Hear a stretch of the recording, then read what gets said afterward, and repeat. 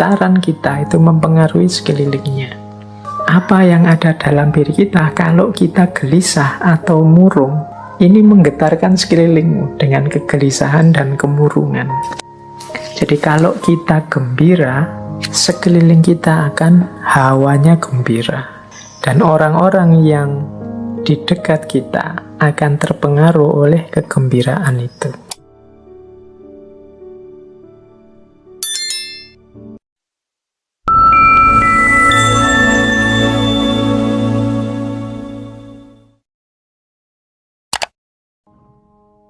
Assalamualaikum warahmatullahi wabarakatuh. Bismillahirrahmanirrahim.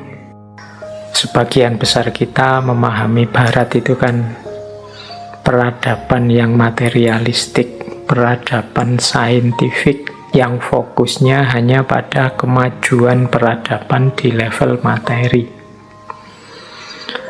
Sebenarnya kalau kita gali secara dalam, kita tengok wacana-wacana yang berkembang di Barat, tema-tema spiritual, tema-tema religius transenden itu di sana juga berkembang. Tokoh-tokohnya juga banyak. Meskipun mungkin tidak terlalu populer di kalangan kita. Yang saya tahu banyak juga motivator-motivator di kita itu memanfaatkan teori-teori gaya spiritual, pendekatan-pendekatan batin yang dikembangkan oleh beberapa tokoh Barat. Nah, malam hari ini kita belajar salah satu teori yang populer sekali di Barat, bahkan mungkin juga sudah nyampe ke banyak kalangan di kalangan kita.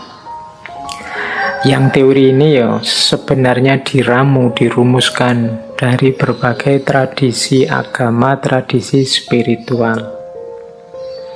Teori ini dikenal dengan nama The Law of Attraction. Jadi hukum tarik-menarik. Terjemahan literalnya begitu. Apa sih hukum tarik-menarik itu? Ya, bismillah kita belajar ya malam hari ini. Semoga ada sesuatu yang bisa kita raih dari kajian kita malam hari ini. Ya meskipun mungkin nanti ada yang komen, Pak ngapain sih Pak ndak belajar tentang spiritualitas di Barat, wong yo kita ini kan peradaban yang kaya spiritual. Ya kita ini orang Timur memang dicitrakan sebagai memiliki banyak sekali tradisi-tradisi spiritual.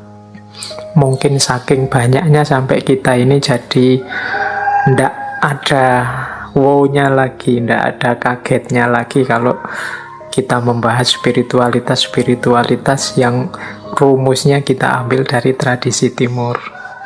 Malam hari ini kita lihat sisi menariknya bahwa ternyata peradaban Barat juga punya tradisi, punya wacana-wacana spiritualnya sendiri. Siapa tahu nanti ada 1-2 wawasan yang bisa menyentuh kita. Kadang-kadang kita itu kan untuk hal-hal yang sudah sangat terbiasa, sangat rutin, kehilangan rasa. Makanya perlu sedikit-sedikit sentuhan yang unik, yang sedikit berbeda untuk mengembalikan rasa itu. Nah, inilah sebenarnya antara lain gunanya kita belajar kemana-mana, mencari kemana-mana. Untuk menyentuh rasa keilmuan ini biar tidak sekedar rutin saja, tapi selalu ada yang membawa kita ke momen-momen ketakjuban, momen-momen wow, momen-momen kalau bahasa Barat, momen-momen eureka, momen-momen kita kaget, wah ternyata selalu ada yang baru, ternyata ada yang berbeda meskipun dengan kandungan makna yang sama. Baik, bismillah kita mulai Law of Attraction. Saya buka dengan quotes yang populer sekali dari Buddha untuk memahamkan kita, mengantarkan kita ke gagasan utamanya Law of Attraction. Menurut saya quotes ini nanti jadi kuncinya sampai ke belakang. Dan inti teorinya mungkin ya ada di quotes ini. Jadi ada satu quotes dari Buddha yang bunyinya, apa yang engkau pikirkan, seperti itulah nanti engkau akan menjadi. Apa yang engkau rasakan, itulah nanti yang akan engkau tarik. Maksudnya engkau hadirkan yang akan terjadi dalam hidupmu. Dan apa yang engkau bayangkan, itulah nanti yang engkau ciptakan. What you think, you become. What you feel, you attract. What you imagine, you create. Teori Law of Attraction ini nanti sebenarnya intinya ada di sini, ada di satu quotes ini. Quotes ini dari Buddha. Ya seperti tadi saya bilang, teori Law of Attraction ini diramu dari berbagai tradisi spiritual oleh beberapa tokoh. Nanti kita lihat siapa saja tokoh-tokoh itu ya, antara lain. Tapi inti teorinya tadi, bahwa bagaimana pikiran kita, apa yang ada di kepala kita dalam bentuk pikiran, itulah nanti yang akan kita wujudkan dalam kenyataan. Jadi inti teorinya itu. Ya kalau pikiran-pikiran kita positif, ya kita akan mengundang hal-hal yang positif dalam hidup kita. Tapi kalau pikiran-pikiran kita negatif, ya kita mengundang hal-hal yang negatif dalam hidup kita. Itu inti teori The Law of Attraction. Makanya kalau harus didefinisikan secara ringkas, The Law of Attraction itu hukum tarik-menarik. Jadi apa yang kita fokuskan dalam pikiran kita, itulah yang akan ditarik hadir dalam hidup kita. Kalau kita fokus pada hal-hal yang negatif saja, maka akan hadir peristiwa-peristiwa hal-hal yang negatif. Kalau yang positif juga akan hadir hal-hal peristiwa-peristiwa yang positif. Jadi untuk sementara itu dulu secara definisi. Nah, sekarang kita lihat kerangka-kerangkanya. Yang pertama, teori The Law of Attraction ini kalau di barat biasanya dikaitkan dengan gerakan spiritual baru. Namanya New Thought. Jadi ada di barat itu di awal abad 19 gerakan-gerakan yang dikenal sebagai New Thought, gerakan spiritual baru.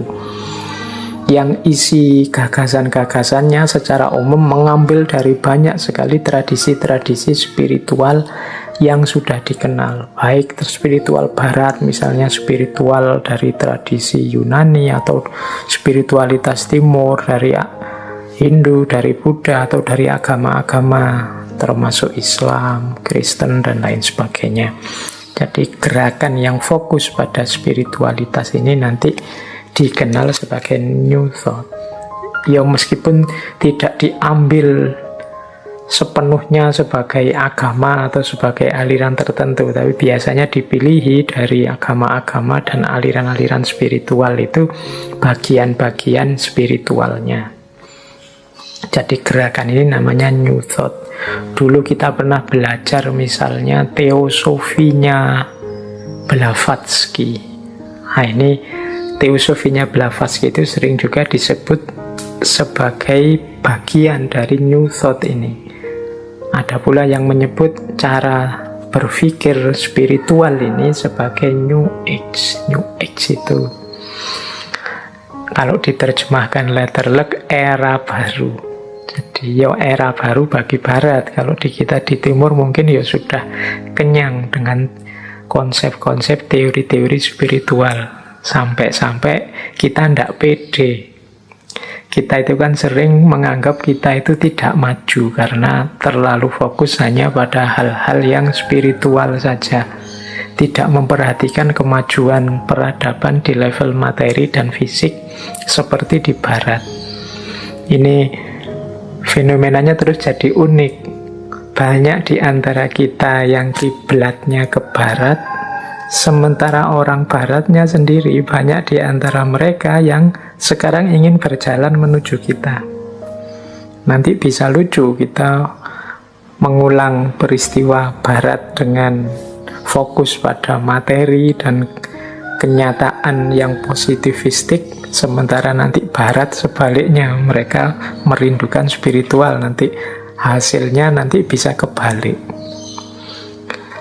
Ya, saya contohkan mudah ya, beberapa kali saya lihat misalnya dalam pertunjukan wayang, gamelan, mungkin musik itu kan banyak beberapa person dari barat yang belajar dalang, belajar gamelan, belajar musik kita, cara hidup kita, dan macam-macam. Sementara kebalikannya, di kita juga banyak yang terpesona barat dan ingin niru banyak aspeknya dari barat. Oke. Jadi the law of attraction itu konteksnya seperti itu. Berawal dari kerinduan spiritualitas barat, maka mereka menggali banyak sekali khazanah-khazanah spiritual. Muncul aliran namanya New Thought, atau kadang-kadang ada juga yang menyebut gaya ini adalah New Age. Tadi saya sebut tokohnya misalnya Helena Blavatsky, atau nama lain yang sering disebut juga sebagai pelopornya New Thought ini Phineas Kimby atau Prentice Mulford, atau kalau khusus untuk The Law of Attraction ini mungkin teman-teman pernah mendengar misalnya nama Napoleon Hill, atau yang bukunya populer sekali di Indonesia judulnya The Secret, Rhonda Byrne. Ini penulis, jurnalis, produser televisi dari Australia yang aktif sekali, intensif sekali menyebarkan gagasan-gagasan The Law of Attraction ini, baik lewat acara-acara TV-nya maupun bukunya yang kalau di Indonesia jadi bestseller itu yang judulnya The Secret. Jadi itu kerangkanya itu. Ya, kalau dari sisi kerangka framework konsep atau aliran spiritualnya, ya ada yang menyebut The Law of Attraction ini campuran antara Hermetisme. Hermetisme ini aliran spiritual yang ada di Yunani kuno. Kemudian ada juga transendentalisme, konsep spiritual, agama-agama, konsep-konsep tokoh sufi kalau dalam Islam, tokoh-tokoh spiritual, Buddhisme, Hinduisme, dan lain sebagainya. Ini diramu, kemudian salah satunya muncullah teori The Law of Attraction. Yang pertama itu. Yang kedua, Law of Attraction ini merupakan salah satu worldview, pandangan dunia di antara banyak pandangan dunia spiritual yang lain. Jadi New Thought tadi punya beberapa, kalau bahasa mudahnya kita sebut saja natural law. Ada hukum alam tapi di aspek spiritual. Selama ini kita ngertinya hukum alam itu kan aspek fisiknya. Jadi natural law itu bayangan kita selama ini, sesuai teori yang kita pahami selama ini, itu ya hukum alam yang eksakta, ya kayak matahari terbit dari timur, kemudian apalagi bulan mengelilingi matahari, dan macam-macam air kalau direbus 100 derajat dia mendidih dan lain sebagainya. Natural law yang eksak, tapi ini hukum alam yang metafisik, bukan hukum alam yang fisik. Nanti ada kita tengok beberapa termasuk natural law ini. termasuk law of attraction ini. Jadi ciri pertama dia new thought, ciri kedua dia natural law, tapi natural law yang metafisik. Yang ketiga, natural law ini punya gagasan, kalau bahasa filsafatnya, mind over body. Jadi mind over body ini pikiran yang menguasai tubuh, yang rohani lebih penting daripada jasmania. Ini kalau di kita pandangan ini biasa sekali. Kita belajar mistisisme, kita belajar tasawuf, itu asumsi besarnya adalah mind over body. Yang rohani itu yang esensial. Sementara yang jasmani ini sifatnya parsial temporal. Nah, kalau di barat tapi ini wacana yang luar biasa, karena barat modern itu kan sering melihat dunia ini di aspek materinya saja. Makanya teori-teori sains itu sering disebut positivistik. Positivistik itu hanya percaya pada yang ada faktanya dan yang masuk akal saja. Kalau tidak ada faktanya, tidak percaya. Kalau tidak masuk akal, tidak percaya. Nah, ini pandangan kebalikan dari mind over body. Dia butuh fakta dulu, butuh kenyataan dulu, baru percaya. Ya, kalau teman-teman sering posting di medsos, terus teman mau menyampaikan sesuatu, terus kalian balesnya, kalau tidak ada fotonya atau tidak ada videonya, tidak percaya. Tidak ada fotonya berarti hoax. Nah, butuh fakta dulu, butuh bukti nyata dulu, baru percaya. Ini sebenarnya tradisi modern yang dikenal sebagai positivistik. Misalnya tentang yang gaib-gaib, kita tidak percaya dulu sama yang gaib-gaib sebelum ada faktanya. Oh, itu kalau kita orang yang beragama agak kesulitan menggunakan logika ini, karena keimanan kita itu isinya ya sebagian besar hal-hal yang metafisik, yang tidak bisa diakses langsung oleh panca indera. Jadi kalau kita punya pandangan body over mind, wah susah kita. Jangan-jangan ini yang membuat kadang-kadang hari ini kan kita banyak ini membawa kamera ke kuburan-kuburan, bahwa ingin membuktikan ada yang gaib bener, ada hantu bener apa enggak, ada jinnya bener apa enggak. Itu kan karena kita ingin membuktikan bahwa di situ secara fisik bisa difoto atau bisa digambar tentang manifestasi yang gaib-gaib itu. Ya namanya gaib ya susah sebenarnya dicari fakta fisiknya, wong dia karakternya metafisik. Tapi kan kita menuntut terus bukti fisik. Nah ini jangan-jangan memang paradigm kita, paradigma berpikir kita, paradigma yang body over mind. Jadi menuntut fakta nyata dulu sebelum percaya. Ini agak berat bagi kalangan agamawan. Nah di barat mulai ada kesadaran mind over body, termasuk munculnya the law of attraction ini. Kita lanjutkan, silahkan ambil nafas sebentar. Nah, kita lihat lagi ya tadi yang tentang natural law tadi. Saya membaca buku yang judulnya Seven Cosmic Laws. Ini teorinya mirip dengan natural law tadi yang nulis William Walker Atkinson. Saya jelaskan sebentar. Natural law versi para spiritualis barat ini. Nanti mungkin teman-teman ada kesempatan untuk membandingkannya dengan spiritualitas timur, termasuk mungkin juga spiritualitas Islam. Yo, malam hari ini kita belajar beneran. Siapa tahu ada kebijaksanaan-kebijaksanaan spiritual dari barat yang bisa menggugah kita semakin jadi orang yang baik. Nah, Seven Cosmic Law. Ini sebelum masuk spesifik ke arah the law of attraction. Law of attraction itu salah satunya saja. Sebenarnya ada, kalau menurut William Walker Atkinson, ada 7 hukum hukum semesta. Istilahnya kan kosmik. Jadi alam semesta ini ada 3 rumusan hukumnya. Yang pertama apa? Yang pertama ada the law of vibration. The law of vibration itu segala sesuatu itu bergetar. Tidak ada yang diam. Getaran-getaran dalam frekuensi yang sama akan saling menarik. Kegembiraan akan menarik kegembiraan yang lain.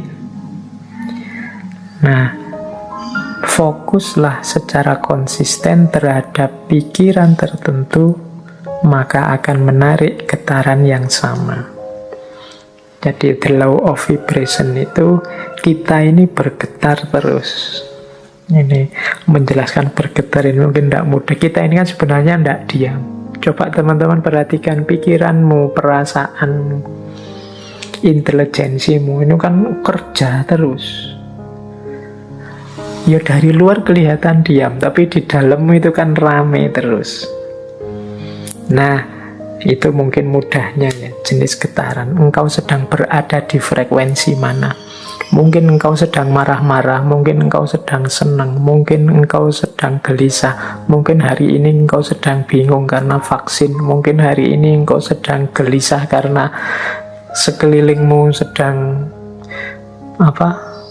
pembatasan ketat karena pandemi. Mungkin ini kan sebenarnya dirimu itu sedang bergetar. Nah, the law of vibration itu vibrasi yang sama akan saling menarik atau akan menggetarkan energi atau menggetarkan vibrasi yang dekat dengan dirinya. Jadi kalau kita gembira, sekeliling kita akan hawanya gembira. Dan orang-orang yang di dekat kita akan terpengaruh oleh kegembiraan itu. Itu the law of vibration, mudahnya begitu. Jadi getaran kita itu mempengaruhi sekelilingnya. Apa yang ada dalam diri kita kalau kita gelisah atau murung, ini menggetarkan sekelilingmu dengan kegelisahan dan kemurungan. Ini namanya the law of vibration. Makanya kadang-kadang teman-teman kan bisa merasakan kalau misalnya punya teman akrab gitu, temanmu sedang sedih, terus dekat denganmu, dia pura-pura banyak ketawa, pura-pura ceria, tapi getarannya bisa engkau tangkap. Itu the law of vibration. Jadi getaran yang ada dalam diri kita itu akan menarik frekuensi yang sama dari yang ada di sekeliling kita. Kalau teman-teman dekat dengan teman yang sedang sedih, sedang gelisah, sedang susah, sekali-sekali dia tampak nangis, itu kan kita ikut terus hanyut dalam situasi kesedihannya, ikut dalam kemurungannya. Nah, ini ilustrasi mudah.